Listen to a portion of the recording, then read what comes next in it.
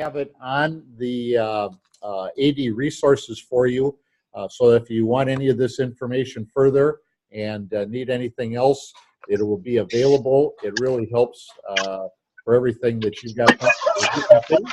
We got a full cast of characters here in foggy Stevens Point this morning, and we are going to start with Stephanie, first of all, talking about a couple of things here. Fall sports wrap-up we thought we'd go through, and then the winter code meetings as you get things underway if you haven't done that. So we're going to hand it over to Stephanie, first of all. All right. Good morning, everybody. Good morning. Good morning. All right. I'm going to share my screen with you so you can see a real quick little PowerPoint for you on this one. Obviously, fall sports has been done for a while. This was actually going to be one of the presentations we did with you at the October meeting, but that October meeting didn't happen. So some of this you probably already have done. Maybe it's just ideas for your winter sports wrap up, but we just thought we'd share a few tips with you for how to wrap up the season and kind of tie all those loose ends up. So one of the things that a lot of ADs like to do is to survey their teams. You know, you think about it, maybe talk to your principal if it's something that they would like you to do, but you can set this up as a Google survey for your kids to do online. You can have a paper copy and have those kids come in. Some coaches or ADs like to do it just for your seniors to ask them as an exit interview about what their experience was like. So we've got samples here in the office if you'd like something like that. Probably some of your colleagues also have those. Again, it's not a requirement, but a lot of ADs like to do team surveys just to gather some feedback from those kids who are in practices every single day. I'm going to just interrupt. If you could, I don't know if it's Eric or whom, but if you can just hit mute, there's a, back, we'll hit it. There we go. Okay, I think we got it. Thank you. Yep, all right. Okay, and then, you know, if that's something that you want to do, it's probably a good idea to do that team survey before you do a post-season meeting with your head coach, just so you've got some feedback from those kids as well. You know, keeping it confidential is probably really important to those kids, but you can certainly kind of see if there are some themes. I know I found out one time that a coach was consistently late for practice every day because the kids told me that. I had no idea that the coach was coming in 5 minutes late every day. But, you know, there are little things that the kids can help you shed light on that are going really, really well that you may not realize, or things that just need some tweaking. Again, not a requirement, but just something you might want to think about. Then when you do meet with your head coach at the end of the season, something you can also have them do is their own self-assessment. And that's just kind of one of those little checks and balances that they can reflect on their own season. How come I can't get it to go back here? Sorry about that. For them to reflect on their own season. So let me show you an example of a head coach self-assessment that we've used before. Not that one. I want this one. So here's an example of some things you might want them to think about. Some big categories are personal and professional relationships, and they can, again, grade themselves. This is not something that I even collected from our coaches. I just used it to generate conversation. I didn't even look at it. They did it themselves. And then their own comments. I would encourage them to use these as their goal setting, their kind of their off-season goal setting for themselves, their professional goals, and also kind of like their 3-year and 5-year plan for themselves and for their program. Second category was coaching performance, their communication, and then just kind of their responsibilities. There's so many administrative responsibilities that go into being a head coach as well. So if this is a document that you'd be interested in seeing or sharing, I can share that with you if you'd like to see that. All right, let me just go back to our wrap up. Then the second thing I had was a post-season checklist. Again, we would encourage you to do this with all of your head coaches and do it on an individual basis. So in that postseason checklist, you definitely want to review where their program is at, and again, talk about goal setting, not just how this season went, but encouraging them to have that plan, have a written plan for where they want their program to be next year, 3 years, 5 years down the road. Also, one important piece is to make sure that you as a school district, you as an athletic department, and your head coaches really are on the same page of what the word success means to your school. Some people think it's all wins and losses. Some people think it's more about the experience and the feeling that the stakeholders get. So make sure that you are on the same page. That's going to help you a lot in support when a parent comes headhunting for a coach because maybe they're not winning as much. But yet you as an athletic director and a leader of your athletic program knows that your coach is doing so many good things for kids that the wins and losses aren't as important as some might think. So again, those are important conversations to have prior to your postseason meeting with coaches. And then I'm just going to also share that other doc that I had. Where's my minimize here? What happened? There we go. Thank you. Here's one more kind of a guideline. This one I actually borrowed from my husband, who is currently the 9th grade AD at PJ Jacobs Junior High. You know, just some things to run through with your postseason meeting with them. Just make sure that all their equipment is turned in and their keys from assistant coaches. Did they complete the rules test? Did they watch their video? Do you have all the team room locks collected? How about the locker room in the coach's office? Did they clean out their lockers? Oh, he's got a spelling error. Oh, my husband, shame on him. Didn't you spell check? You know, you want to make room for that next season coaches. So make sure those coaches get out of their lockers quickly enough so that you get your next season coaches in. Do you have all the uniforms for from the kids? Do you have any big budget items that are on the horizon that you want to talk about? Make sure that you've got next year's contest schedule all ready to go. Does your coach want any changes from this year? Is there any tournaments they went to they'd like to get out of, or any tournaments that they'd like to go to? Again, talk about that goal setting. It's important that you have that conversation at this time with your coach. Talk about their assistant coaching staff, and at this time, identify any staff vacancy that they might have. And then, you know, this one's on there. It's really important that you keep this on your list because so often it is easy to forget to thank them for their time. Your coaches spend a ton of time away from their own family and their own children to spend time with you and your athletic program and other people's kids. So don't forget to thank them for what they do. Again, these are docs that if you'd like me to share them with you, I have them on Google Drive and I can do that. And then the last thing that I had as our fall sports wrap up was just kind of getting on the same page with your human resources department. So once you are done with the season, just make sure that you've got all payments squared away with your coaching staffs. Talk about your contract renewal process. It's different in every school district. Some have one-year contracts, some have rider contracts. So make sure that your human resources department knows what vacancies you have and how you need to advertise those. I think that's all I've got for that one. Great. At this time, if there's anybody that has questions, why don't you unmute yourself and just ask away. Give you a minute or so. How can we get copies of those forms? Shoot me an email and I can share it with you on Google Doc, okay? Okay. You guys have my email address, shauser@wiaawi.org. Anybody else question on that one? All righty, let's shift over. We realize it's too late for this one, but again, you've got your spring code meeting coming up, so maybe some of this will apply to your spring code meeting. Getting prepared for the meeting, you know, the date is really, really important. And this is not too early. You want to do it early enough, but not too early because you don't always know what conflicts might be there. But now is the time to start looking at the date for your spring athletic code meeting.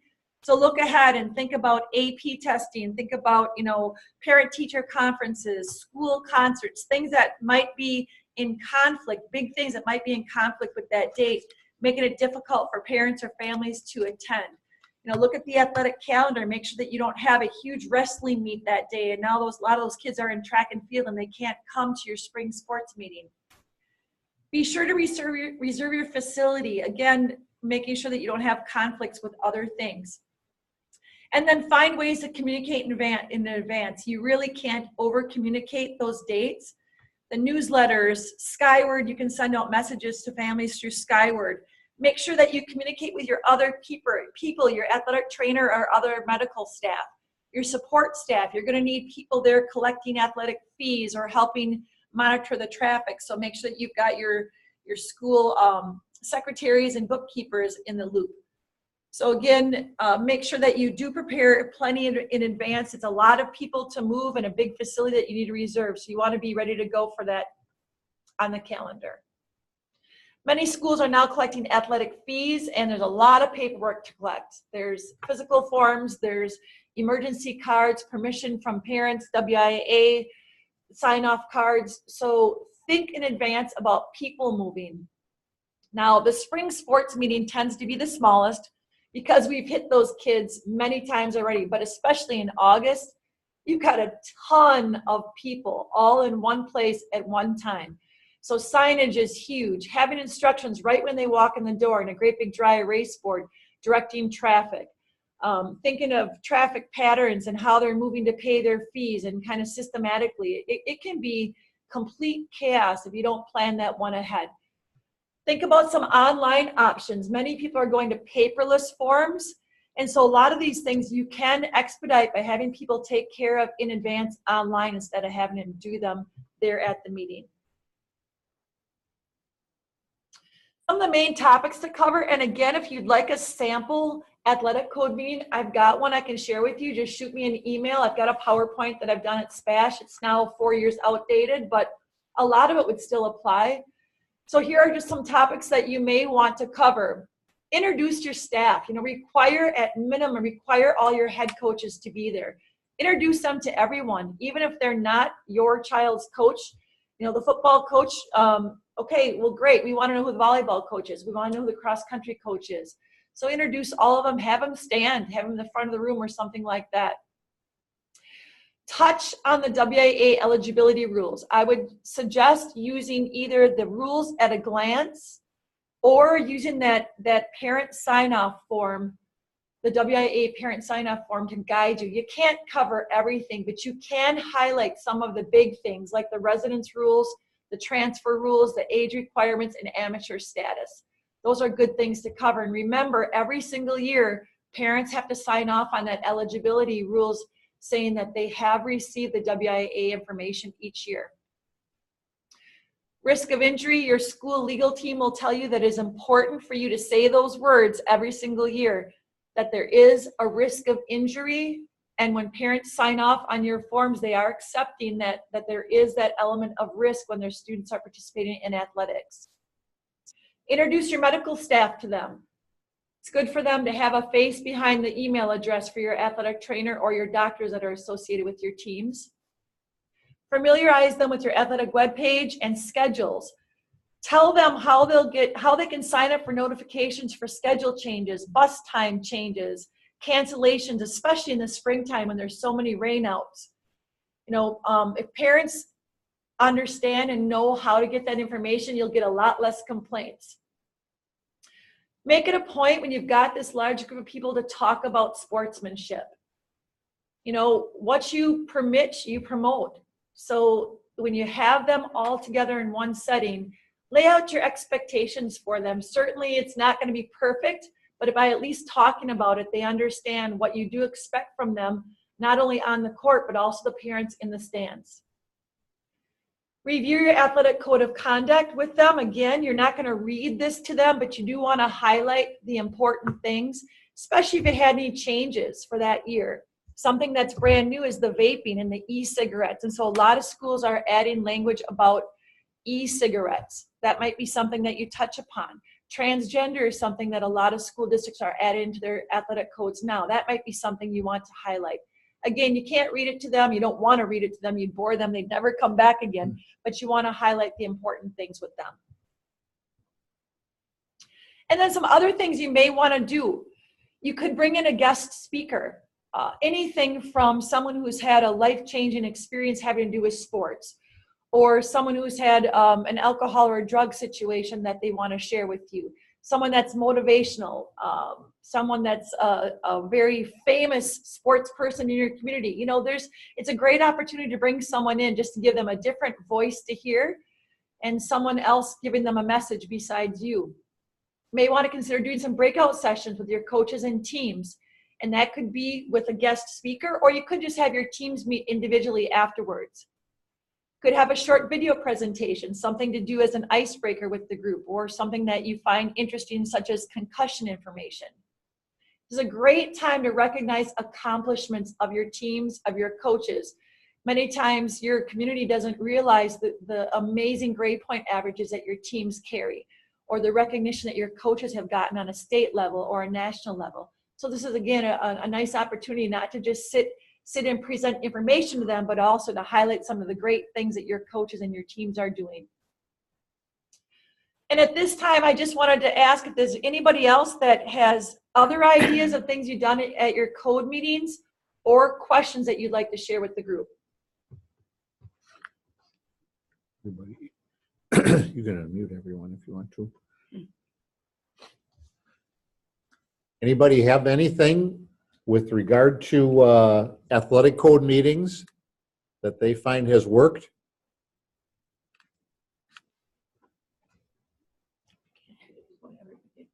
Can you hear me? Hang in there. Yep, we can just barely. Go ahead. A little louder. One thing that I did this year that kind of helped with engagement was I had my secretary makes school pride jewelry, and I had questions at the end of the presentation and gave out some of those pieces of jewelry for questions about the presentation. People seem to like little door prizes. Yeah. Yep. Nice. That's pretty cool. That and candy usually works. Little Snicker bar or something. Good idea.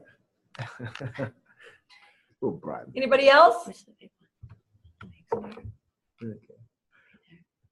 All right, well, thank you. All right. Well, somebody else is up next, so Yep. I'm going to pass the microphone over. No problem. Thanks, Steph. Really well done. Thanks, everybody. Kate's going to just take a couple of minutes here. She has some information for you on prepping for state tournaments. So we just want you thinking positive here in case some great things happen to you during the winter, or you may have already experienced it, but if you haven't, Kate's got some ideas about preparing for a trip down to Madison or to one of our other state tournament sites. Go ahead, Kate. This is a fun topic. I Yes. think everybody likes this one, and it doesn't apply to enough people, but it's a fun one to talk about. So how do I get this to switch? I just click it. Okay. There we go. Okay, so first of all, if you have a team that makes it to state, you want to make sure that you are very familiar with the details of what's allowed at the state tournament. So the roster size, the jersey colors, the hotel arrangements, transportation. If you are a winner at the sectionals, sectional finals in order to go to state, different sports do it different ways. Some sports will give you a packet of information right at the sectional state, a box, tickets, pre-ticket sales, that kind of thing. Other sports do not do that by handing a box. I know for us, for basketball, we have an online window that you go to, and you receive your information on our website rather than getting handed that at the sectional. So you can get that information from our website by looking under the sport that you are specifically qualified for. Let me just show you a link to our website.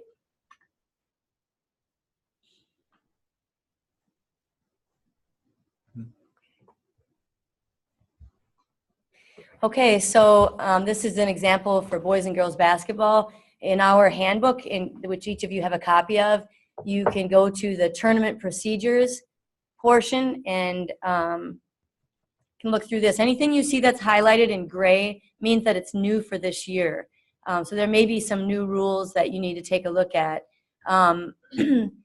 This gives a basic overview here, a real quick just levels of competition, the regionals, the sectionals, and the state tournament. That's mainly the dates that it's being played.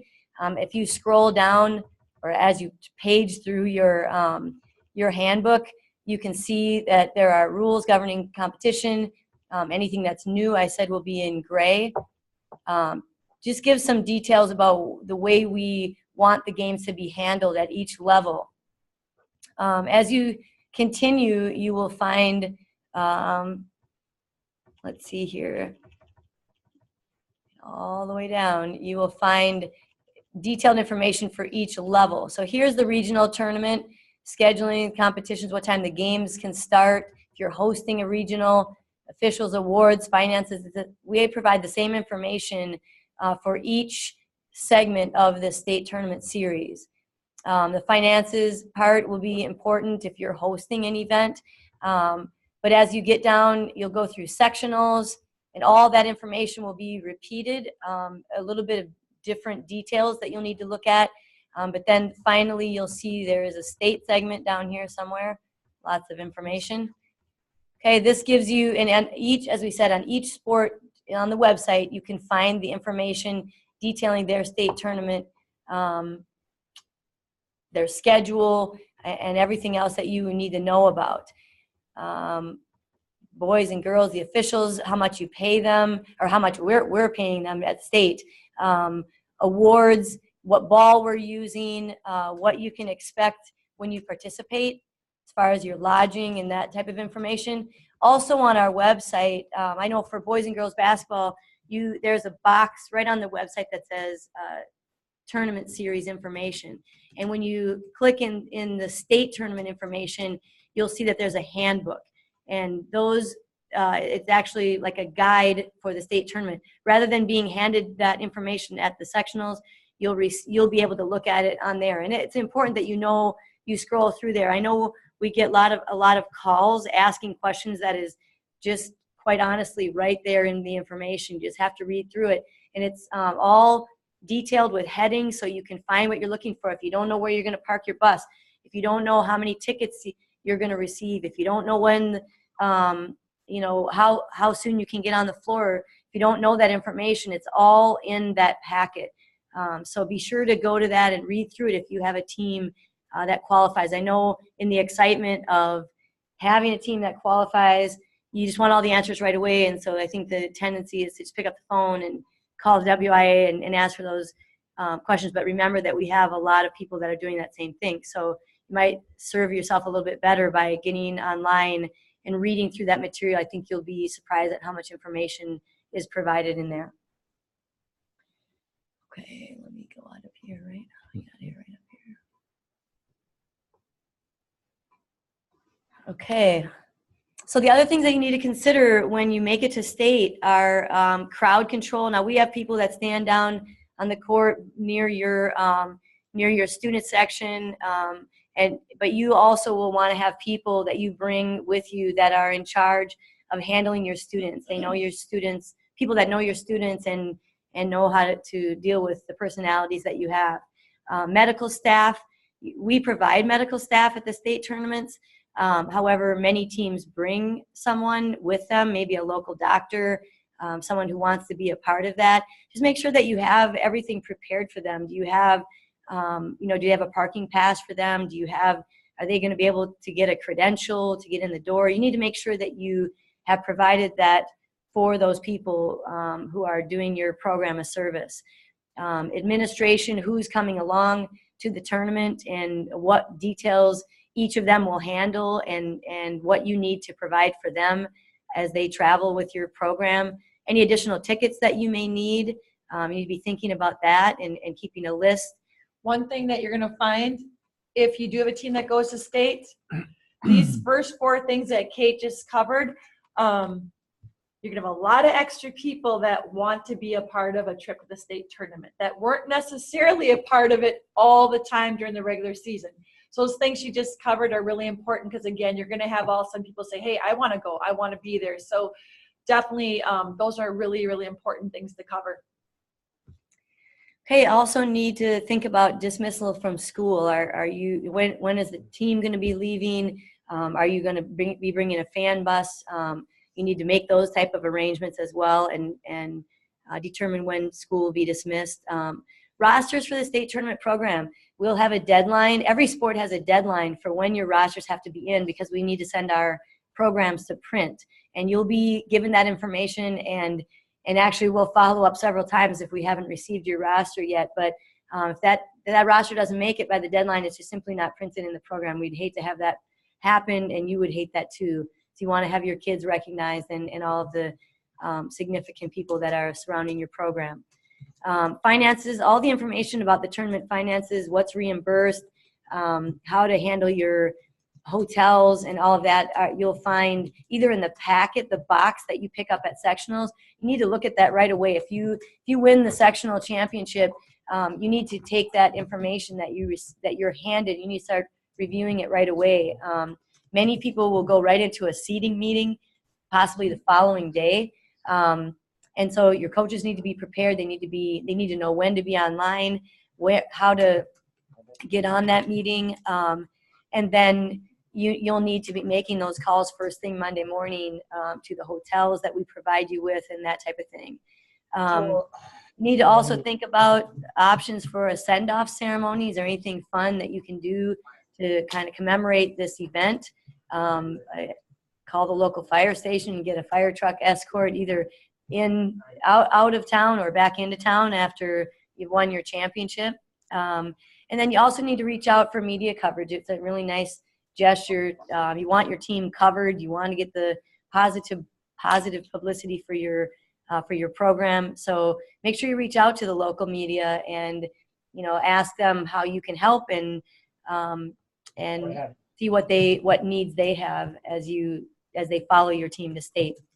Kate, if I can interject Yep. there just for one moment. As far as the media coverage is concerned, and this is for boys and girls basketball only, there is a mandatory coaches media conference the Sunday night prior to the state tournament for both the girls and the boys basketball tournaments.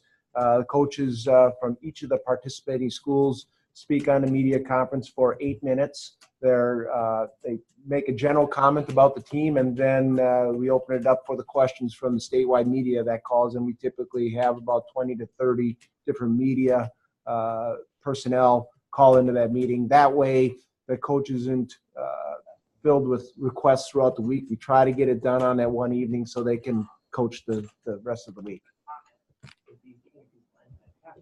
That's all I have for you for a state tournament trip. Does anybody have any questions? Or did anybody have an experience this past fall and anything that you wanted to share?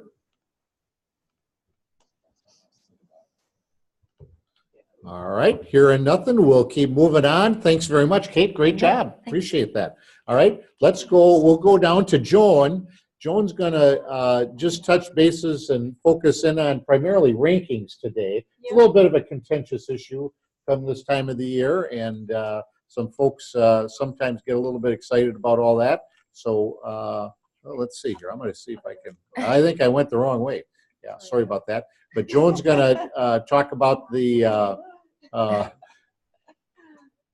don't know if you've got anything on the official center or anything that you need. I think everybody's become pretty familiar with that. But go ahead and take it away, Joan, as far as anything that you have officials-wise or with rankings. Just a reminder that I would like to make sure everyone's aware of, like you did in the fall, remind your head coaches that they need to rank officials after every varsity contest. They have to wait 12 hours, and they can go into our site and rank every one of the officials that they've seen. Sometimes officials will give your coaches a card. It's called a ranking card. On that ranking card, there's an ID number. So all the coach has to do is he has to be logged in, he or she has to be logged in, go under official center, click on rankings, and your games should appear. If they don't appear, it means the official did not put that game in. They can always use the ad hoc button. Which is if they click on the ad hoc button, then they would have to enter the date of the contest, the site, and the 2 schools, and the name of the official. Once they start entering the official's last name, a list of officials will appear. They can just select the official that they want to rank. But it is important that you remind your head coaches to complete those rankings throughout the season.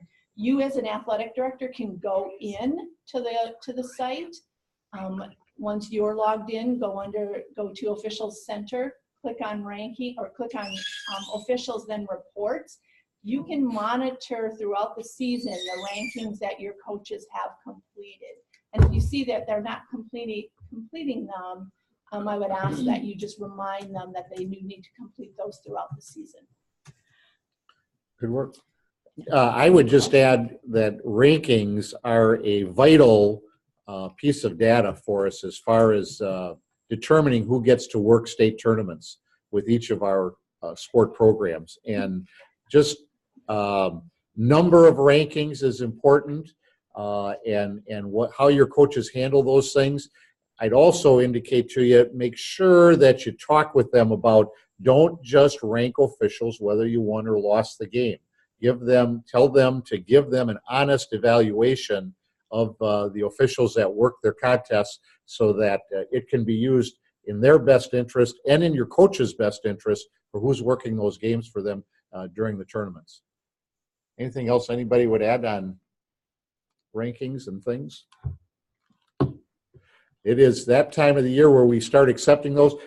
Joan, there also are some key dates, I think, that we have coming up. A lot of the fall officials, coaches have to have had their rankings in for them by now, right? The rankings close 30 days after the state tournament, so the only one open right now is football. All the other sports have closed and rankings can't be submitted anymore. But football, they have until the 16th, December 16th, to get those rankings in. Yeah, that's a big one, I know, for Wade to get that taken care of. And then, of course, there will be dates as well for winter sport officials as well. It's always 30 days after the last day of the state tournament. Right on. Great. Anybody have any questions for Joan as far as officials, the official center, anything that is out there? All right. Then we'll move on to media. And Todd's got a great topic for us here today and for you, handling media during your tournament series. Some of the, you're working with them during the regular season, but there's some things that change once the tournaments come on, especially during the winter sports season. So Todd, go ahead. Sure. Thanks, Tom. Good morning, everyone. Just want to talk about the hosting media during the state tournament series contests. Couple things that have come across our desk, requests from new athletic directors, and some of the questions I've received over the last couple of years that I want to bring your attention to. What do we do with when you have multimedia requests? And typically you're going to have your local media perhaps that come in and do the game. And let's talk about radios or a company that wants to stream the game with video. Typically, you may have one or two. You'll have the home team and the visiting team. However, in past years, as teams journey down the tournament trail, and if you host maybe a sectional semifinal or a sectional final, it becomes a little bit more interesting as far as the media is concerned. I've had calls about some facilities and some media requests up to 4 media. Coming in and wanting to do some sort of transmission, whether it be audio or video. At that point, you've got to judge at where can you put the media. For radio, basically all they need now, with so many of them now going to more of a cell phone, Wi-Fi, or other non-hardwire connections, you can put them pretty much anywhere in your gyms. In the corners, something that's away from the playing area, so they're not in the way of somebody maybe going off the court a little bit trying to save a loose ball, those types of things. But again, think about if in fact you'd have multi numbers of media coming in and wanting to stream or broadcast your events, where you would put them, because if you do host a later round tournament game, chances are you're going to have to look into that. And typically I get a call as to how do you manage that? And if the facility cannot hold or accommodate as many media as wanting to come, how I have told athletic directors to determine what are the media that have been covering the teams the most throughout the season. That is what I asked them to name their home or visiting official station, if you will. And that's how you prioritize that. If you run into trouble with it, just give me a call and we'll try to work some things out as far as either locations or the criteria that you set forth. As far as video streams are concerned, they are handled a little bit different than what the audio streams are. Every one of the video stream requests need to be cleared through our office and through Rush Media and the NFHS network, which holds the rights for video transmission. So what will happen typically is a media outlet will fill out a form on our website and submit it. And it will go to both our office and to Rush Media. And a member of the Rush Media staff, typically it's Tim Connect, that's the name to know. And either that or myself will contact you indicating that this entity has clearance to video stream the game. So again, it has to be requested. Now, there is a request form that is used for the media on the media center. It's a restricted area. They have to log in to request the stream. However, we've had more and more schools requesting to stream their own contests. And as the policy states that if you are a member of the NFHS network, you can stream as a school through the NFHS network at no cost. If you are not a member of the NFHS network, the cost to stream a game for a school is $150.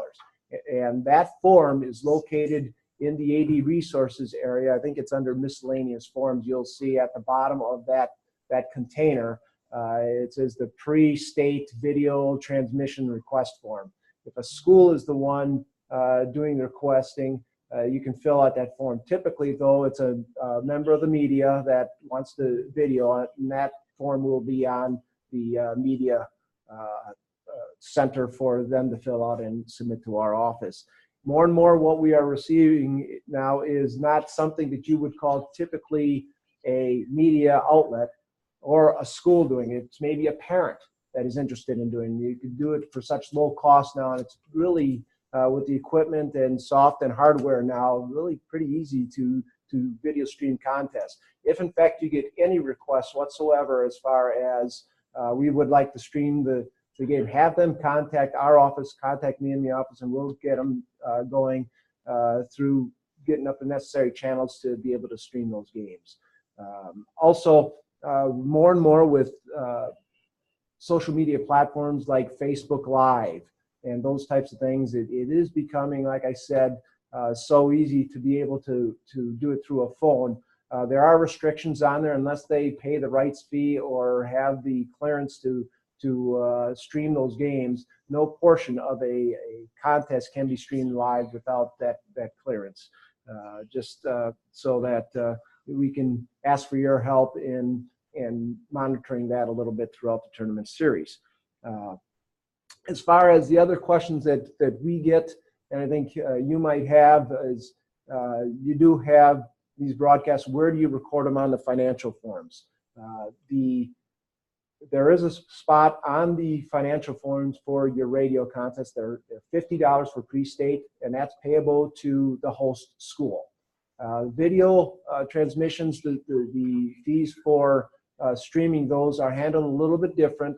They are handled by our office and by the NFHS network. What we do is they pay us directly, and then we split those costs to the schools. So you will get a payment for that a little bit later on down the road. When we receive that payment, we'll split it, the percentages, and get back to you the amount that it comes back to the school. But on the form, all we need to do with the video transmission is let us know that there was a transmission and who actually transmitted the video for that contest. And there's not a place for the how much the fee was. So that sometimes creates some confusion. That's basically all I have for that, Tom. Excellent. Does anybody have any questions at all for Todd regarding media and media issues coming up for you? Feel free to contact Todd anytime that if you get one of these key contests or if your teams advance, make sure that you get a hold of Todd if anything comes up. There are lots of new developments that take place all the time and lots of different ways of handling things. Great. Thank you, Todd. Much Thanks, Tom. appreciated. All right. That takes us then. The next meeting that we've scheduled is for Thursday, February 7th at 1 p.m. And so with that time frame in mind, I kind of came up with 2 additional items that I thought we should just briefly touch on today and have anybody from the staff willing to provide some insights here. But the first one, the end of your semesters are coming up, and oftentimes we start to get numerous questions about what to do with students who are going to graduate at semester. And the basic fundamental of this is, of course, that kids have to be full-time students at your school. So once they finish their last class or their last final exam of the semester, whatever that happens to be, they are then ineligible any longer for participation. And it's something that it can be a bit emotional. Some of your students are going to want to continue to participate in athletics, but remind them that, in order to be here or to participate in athletics, you have to be a full-time student, someone who remains eligible. So even that day, if they were to participate in a contest that night, it could cause an eligibility issue. So when you run into those things, you're going to have different situations, and you might want to contact us. Anybody, Steph, anything? Well, Tom, I lived this one last year. Yep. On a personal level. Yep. I have my youngest son graduated the semester last year due to an injury that ended his high school basketball career.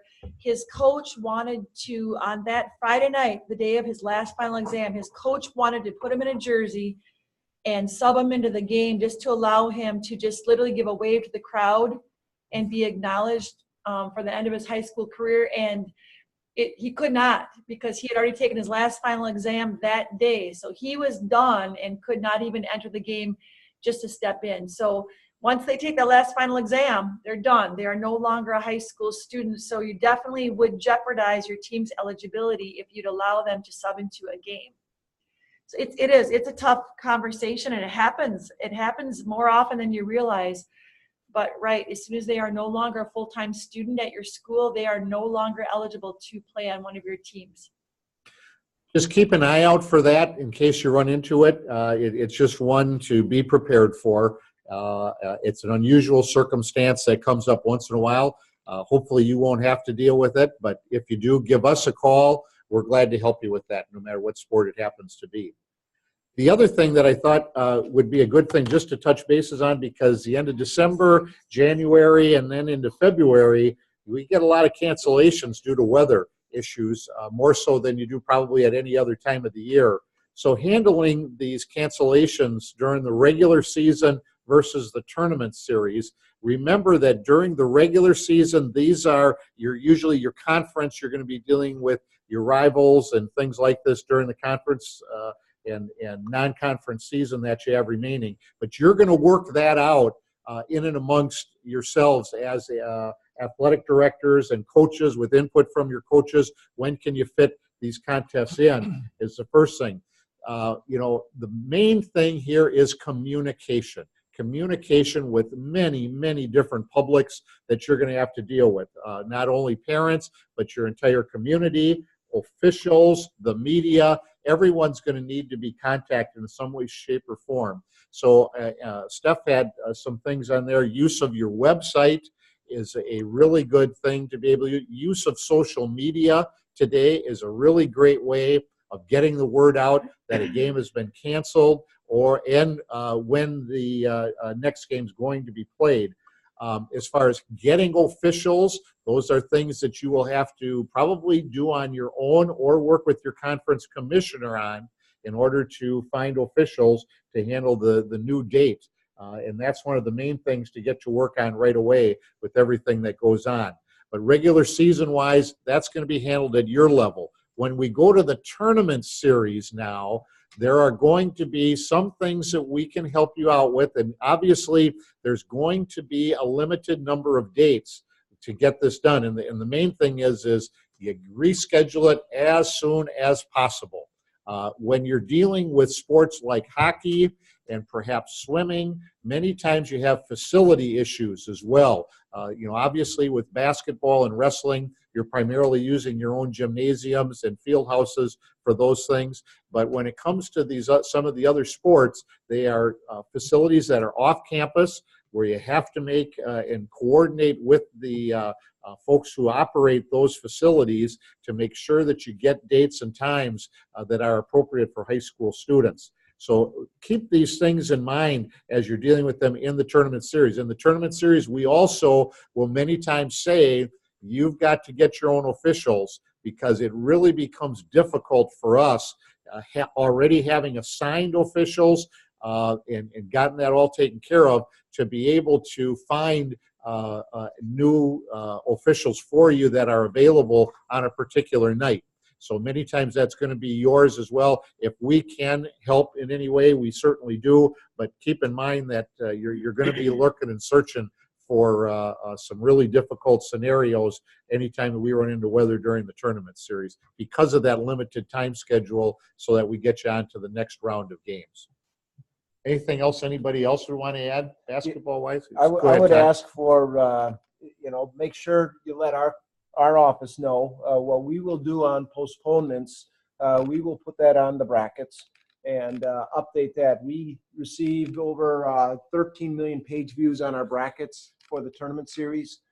So people are going to those resources to be able to see where the games are and when they're being played. If in fact we don't get that notification, we're unable to put it on the brackets or redo our schedules as we've been discussing for quite some time, and you might have heard too. We request that you put the score in for your games within a half hour after the contest, so they're updated immediately on our website.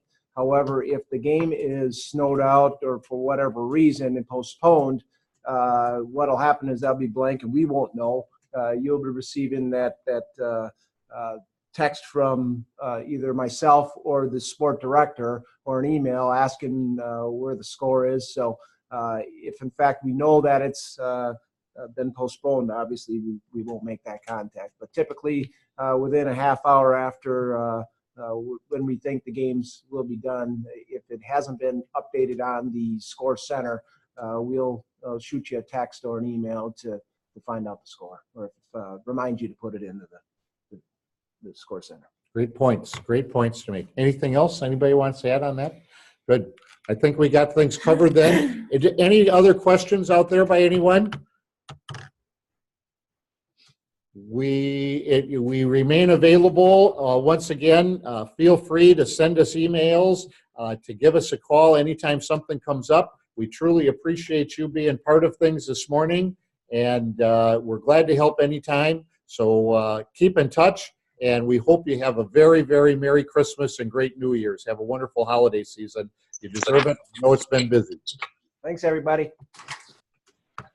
Thanks, everybody. That was very informative. Great.